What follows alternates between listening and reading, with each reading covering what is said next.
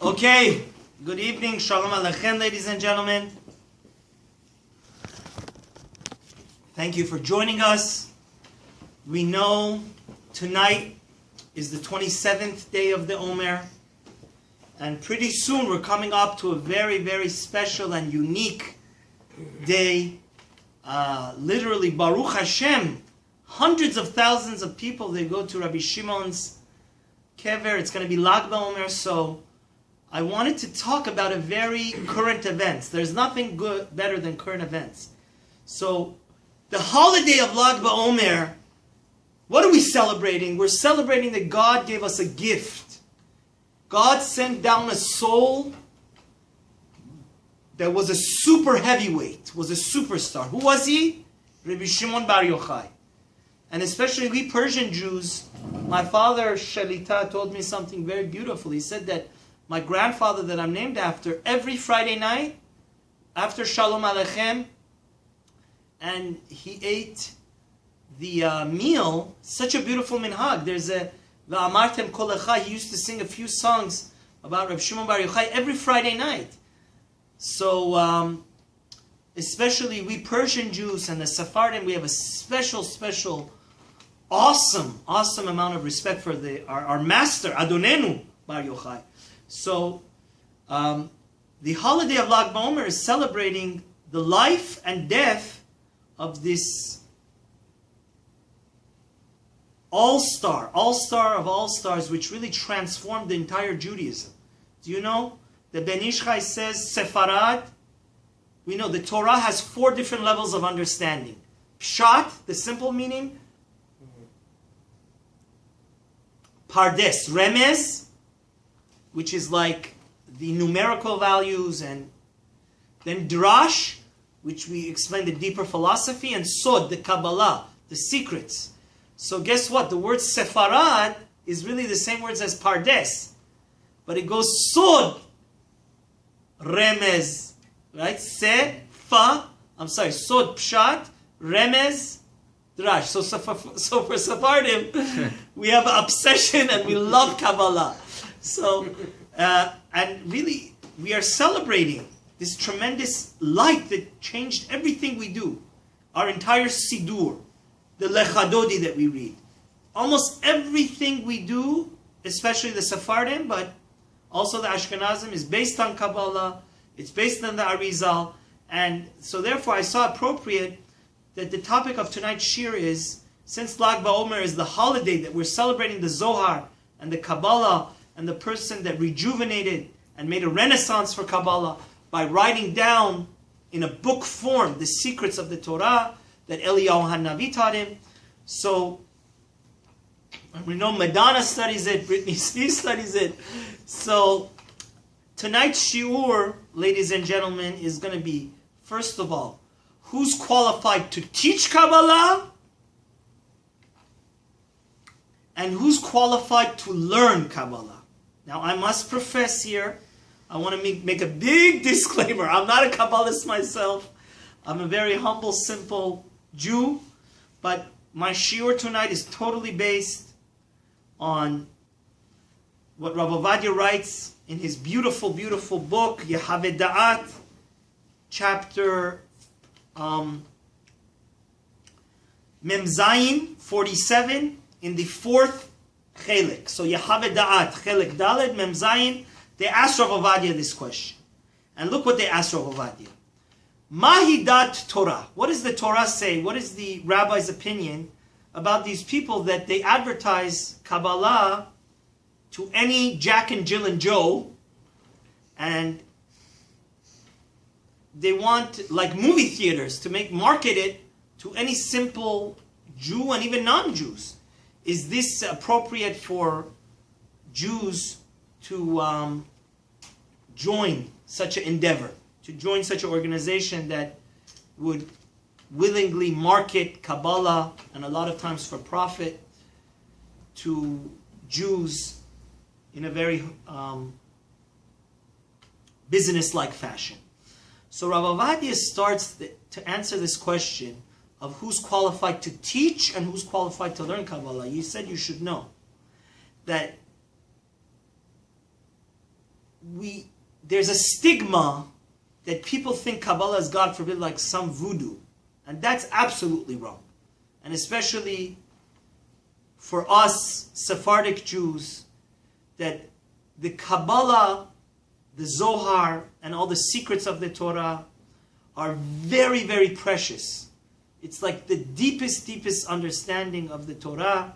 And the Zohar, go look at it in Parshat Pekudei, page Remez, says that there's a big, big, big sin. You're going to get punished. A Talmid Chacham, a Torah scholar, that has the opportunity to learn the secrets of the Torah, Torat Chen, as they call it,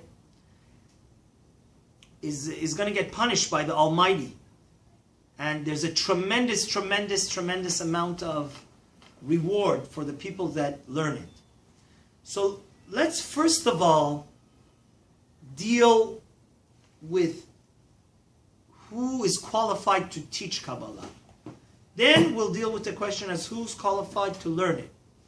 So first of all, we know that the Torah is our guiding light. The name of our channel is The Light. The name of the synagogue is Ma'ora Torah. Without the Torah, the amount of mistakes we can make is immeasurable. Any piece, any part of our life, literally from the bedroom to the bathroom, the Torah is there to guide us.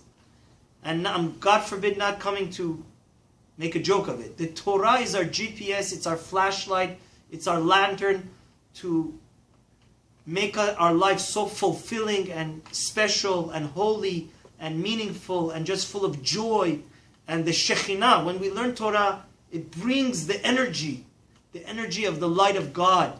And you know, we see that the families, they may not have so much money, but if you've been Shabbat in Yerushalayim in the house, you see how much the smile and how much energy. And you know, I had a cousin, she came to my house once and she said, you know, it's palpable, the holiness of Shabbat that I feel. I don't feel it in my own house or anybody else. When we keep the Torah, you know, it really, really is a marvelous, marvelous thing. But we know that actually, you know, I was debating what to give tonight's class at. But, because don't forget, ladies and gentlemen, we have two all-stars that is their yortzeit. Lag BaOmer is Reb Shimon Bar Yochai, but some other person, some other great, great Torah sage that, especially the Sephardim, have a very strong collection, Rabbi Meir Baal Hanes. Rabbi Meir Baal Hanes' yortzeit is also when? This Saturday night, which is Pesach Sheni. So Rabbi Meir Baal Hanes had a mentor. And his mentor was a very, very bad case. You know who he was? Who? Elisha ben Abuya. And he became known as Acher. So Rabbi Meir Baal Hanes, even though his mentor went off the derech and was not observant anymore, used to learn Torah from him.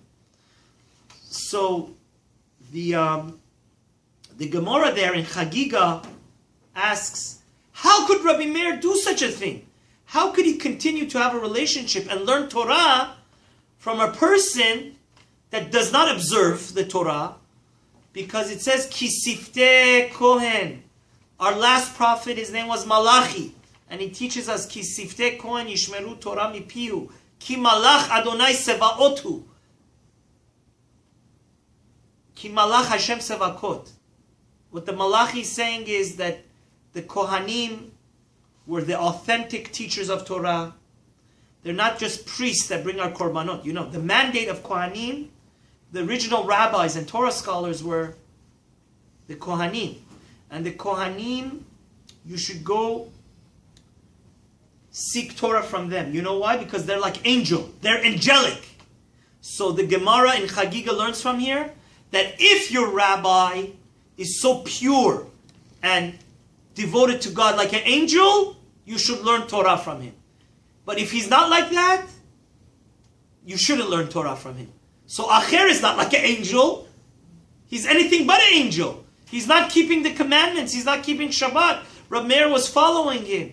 So then the Gemara answers, that's not the point of our... But the Gemara there and many other places says that somebody that you learn Torah from, he has to be head and shoulders above other people. He has to be a great person. He has to be like what?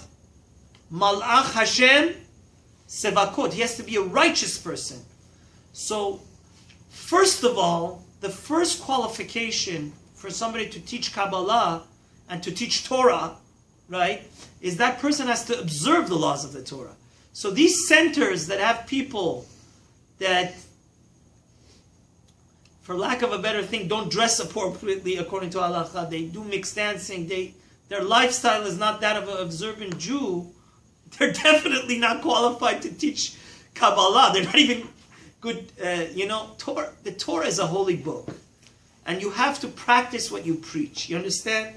It's not like some philosophy or professor of ethics that cheats on his wife every night, and then they come to him and they say, but you're a professor of ethics. He says, okay, I teach that. Does that mean that the Torah is a very, very, very serious book, and everything we learn is not some mumbo-jumbo gymnastics for our brains, that it's like, mentally, intellectually stimulating, but it comes in one ear, it goes out the other.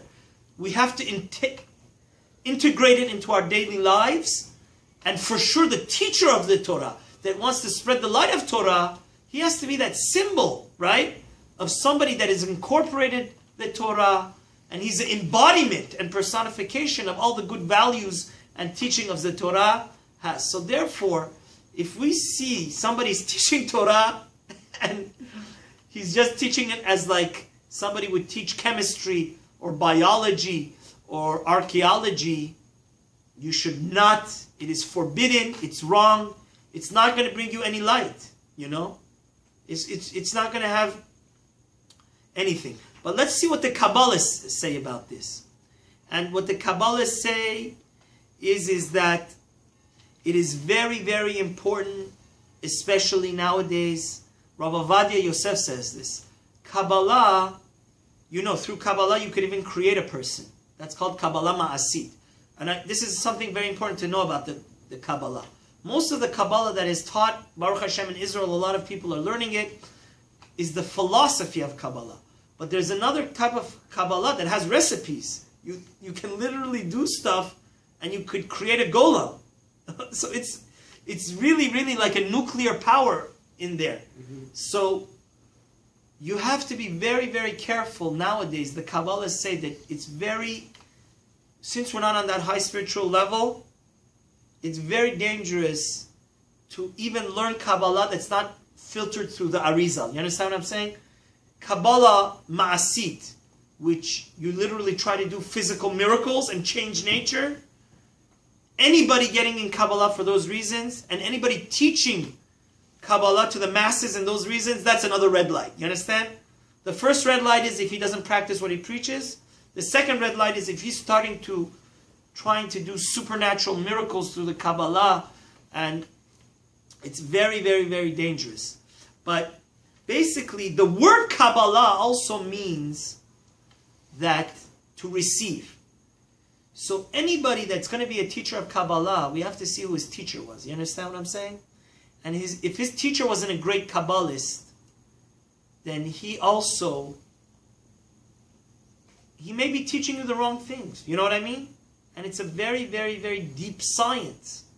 So that's the second red light. And parenthetically, one of the true great Kabbalists that all the Ashkenazim in the world, when I was learning in Yeshivat Mir, and he wrote this book, Rabbi Yaakov Hillel. He's one of the great Rosh Yeshivas of the Sephardim, the Gedolim.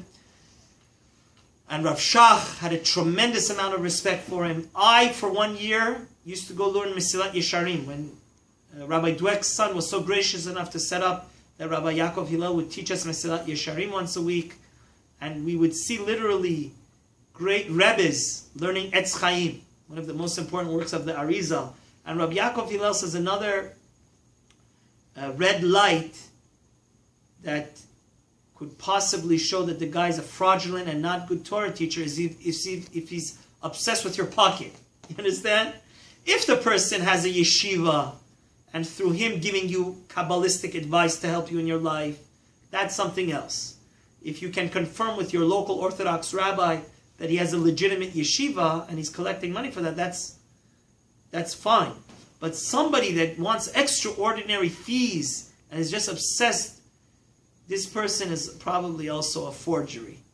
He may have learned some things, on YouTube. I'm sure there's millions of videos on Kabbalah. He may have watched a few hundred YouTube videos and known some things, but it's somebody that's qualified to teach Kabbalah, has to be a great, great Torah scholar, has to be somebody that we know who he learned this from, and also somebody that's not obsessed with people's pocketbooks. You understand? So there's a lot of frauds out there. There's a lot of people that are there to take advantage, and they've made a business out of it since people are so captivated, It's Madonna's into it and the whole world, Hollywood's into it, so they want to learn. You have to be very, very careful who you go to teach it. Somebody that teaches it has to be a true Torah scholar, and your local Orthodox rabbi should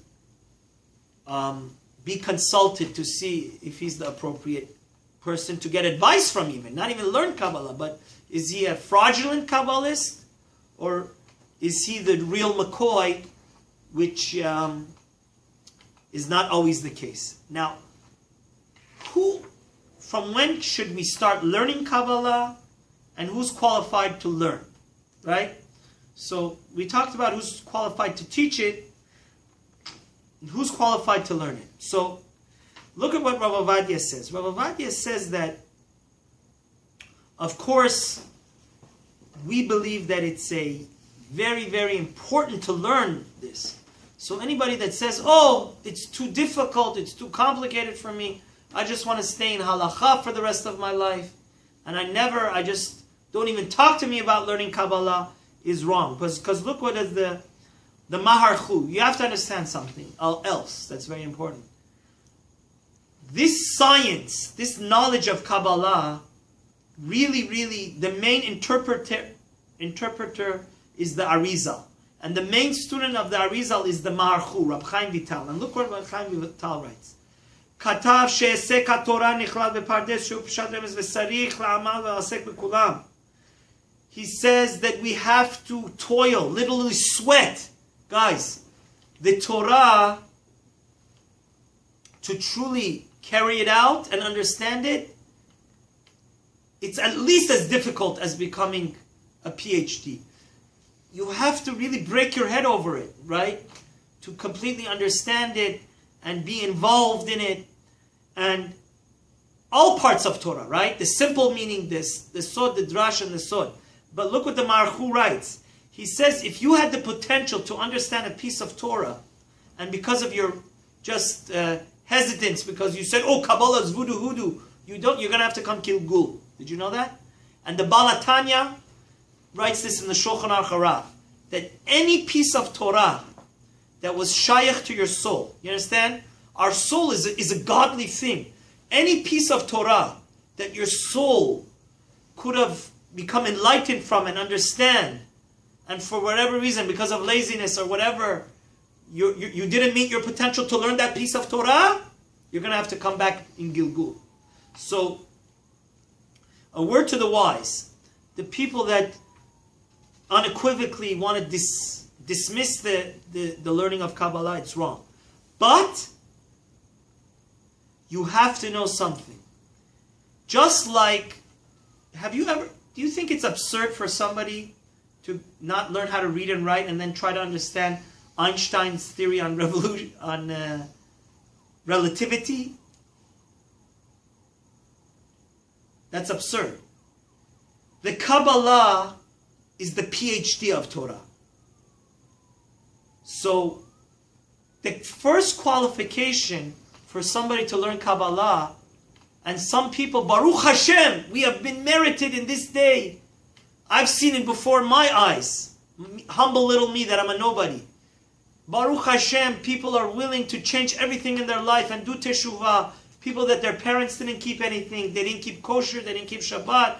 And there's so many Baalei teshuvah, This is a sign of the times of Mashiach. But a lot of people, they want to jump the gun. They're Baalei Teshuvah. The guy that hasn't even learned Rashi. He hasn't finished all of Chumash with Rashi, and he wants to just skip all the letters of the ladder. That's wrong. One of the very, very important qualifications for somebody to learn Kabbalah, Rav Ovadia brings this in the second page of his Teshuvah, is somebody that has learned the Chumash, learned Rashi, learned Shas, learned Halacha, because it's absurd. How can you go, you haven't gone to high school and college, now you want to learn graduate level, PhD level stuff, and if you don't know the base, it's like a building, right? If the building doesn't have a strong foundation, and anybody that's intellectual will know this. Somebody that doesn't have basic pieces of mathematics cannot understand advanced trigonometry So the first qualification for somebody to learn is that he has to have learned a lot of Shas, a lot of Poskim. Not necessarily all of Shas. I heard from a very chashuv Rav, I'm going to get to that, what Shmuel Orbach said, but he should be somebody that knows what Halacha is, knows what Shulchan Aruch is, knows what Mishnah Berurah is, you know? So not that he's going to the highest, deepest, secret inner chambers of the Torah to learn how God created the world and going into this very, very advanced stuff, but he doesn't even know the 39 things that are forbidden on Shabbat. I mean, this is ridiculous. This is wrong. You don't build yourself up from, it's called getting burnt out. Did you know that? Whoever tries to climb the ladder from the first step to what is he going to do eventually? Fall. So, somebody that has learned the Talmud and learned Halacha and knows that, for example, on Shabbat 39 things are forbidden,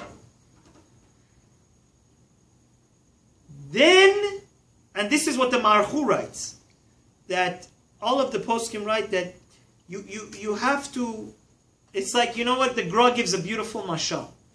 The Gra says, and it says that the Kabbalah is so sweet when you learn it, because it gives you the innermost meanings of the Torah. But it's ridiculous. It's unheard of. Somebody's going to skip dinner. Let's say you have a beautiful, beautiful steak and wine and all the salads. Somebody that doesn't have a full stomach, only eats desserts, is going to throw up. You understand? So it's a similar thing. Somebody has to go through Shas, has to go through Poskim, has to go through basic Shulchan Aruch to know, to be a God-fearing Jew. En bur yorehet. The Ramah writes this, the Shla writes this, you know how Rav Ovadia is. And this is really, it's based on a Gemara in Chagiga. For those that want to go, how do we know that you shouldn't really go from the basic understanding of Judaism, just skip all the grades and go to the PhD level? Because look what the Gemara in Chagiga, page 13, Yud Gimel says. It says, En mosrin sitre Torah ela shemi sheyesh bo hamisha dvarim. We can only teach the secrets of Torah, the Talmud tells us, to somebody that has 4 qualifications. Sar chamishim, nosei panim, ve'yoetz, chacham, charesh, ve'navon. Sar chamishim, zeh sheyodea lisev et hamisha Torah. He has to, like I said before, know Chumash and Rashi, know the 5 books of Moses. You want to go to PhD, you don't even know what God said. You want to go to the Ve'nosei panim, zeh shenosim panim ledoro ba'avuro. Somebody that is a respected Torah scholar, the Malik, somebody like Rabbi Hanina ben Dosa. Somebody that, Chacham, somebody like a Torah scholar that asks questions that even his rabbi doesn't know. Charashim, somebody that comes in to speak about Torah. Everybody's so captivated about his Torah that they all are quiet. Navon zeh shamim davar. And of course, the last qualification the Gemara says is you have to have bina, navon. You have to have understand davar mito, intuition, right? How you could put 2 and 2 together and have a deeper understanding. So, the Ben Ish Chai in Rav Po'alim talks about a beautiful thing. He says that the Ben Ish Chai, when he was a very, very young boy, like around 25 years old, he only wanted to spend most of his time learning the Kavanot of the Arizal. This is Rav Po'alim Chelek Gimel, Kuntros Sod Yesharim, Yud Gimel, chapter 13. And then one of his mentors, the great Mekubal, Rabbi Eliyahu Mani, which the Ben Ish Chai quotes in the... So Ben Ish Chai, already at 25, he saw that it's so sweet. And I need to tell you something. The Gra, do you know the greatest, most influential Ashkenazi rabbi in the last 500 years was the Gra. And I'm going to read a lot of... He was very into Kabbalah. Do you know that the vast majority of what the Gra's literature is on Kabbalah, is on the Zohar. Did you know that? The Gra's Pirush on the Zohar is one of the most important. So, we're not, God forbid, coming here to... I, actually, personally, anybody I talk to that's learned in yeshiva and learned Gemara for more than a few years, I'm very... Because the Gra writes, and the Arizal writes, and the greatest rabbis that know what they're talking about write, that one of the main things that will bring the light of Mashiach is studying Kabbalah. So don't get me wrong. I think anybody that's been in Kollel more than a few years and knows Gemara and, learns, has a basic understanding of Halacha and Chumash and learned many Gemara, should start learning. But look at the Ben Ish Chai. At the age of 25, he became so mystified and, obsessed with Kabbalah. So one of his mentors, Rabbi Eliyahu Mani, writes that Sha'al ha'adam liyot sameach bechelko gam ben yinon ruchanim. It's appropriate to talk about Pirkei Avot, ethics of our fathers. So in next week's Pirkei Avot, it says, who is Ezehu Ashir, who is a rich person? Hasameach bechelko. Somebody that is happy with his lot.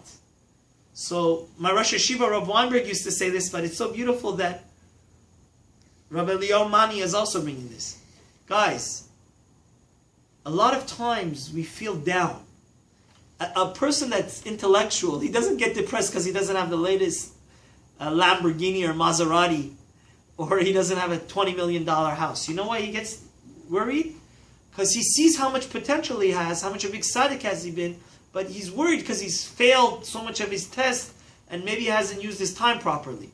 But what the Mishnah is coming to tell you is, even your spiritual state that you're in, you should appreciate how far you've come, Even though you want to grow much more and be a much bigger tzaddik, Ezehu Ashir. Who is it truly? So Rav Eliyahu Mani is writing this to the Ben Ish Chai. None other than our great Ben Ish Chai is amazing. He wrote many books on Kabbalah, but at the ripe age of 25, he wanted to totally abandon learning Shas and stuff and only work on things. And his teacher said that, hold your horses, you have to be content where we are. It's not time right now for you to become a super Kabbalist. And the Balatanya also writes this.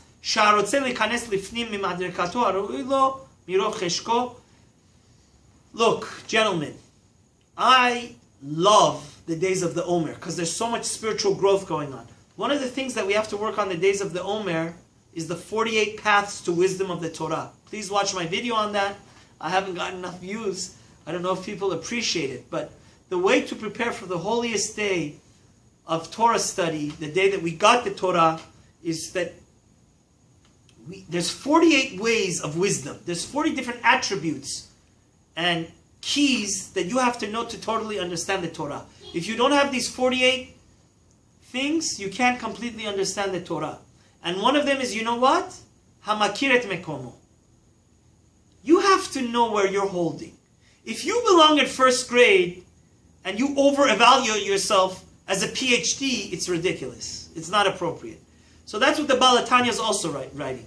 That says, of course, the secrets of the Torah and Kabbalah are so precious. It's the Rabbi, one of my persons that I have so much respect for, Rabbi Gershenfeld, he's a very big person in Kiruv. He gave the best analogy of what Pardes is, the 4 different understandings of Torah. He said, look at a microscope. Some things are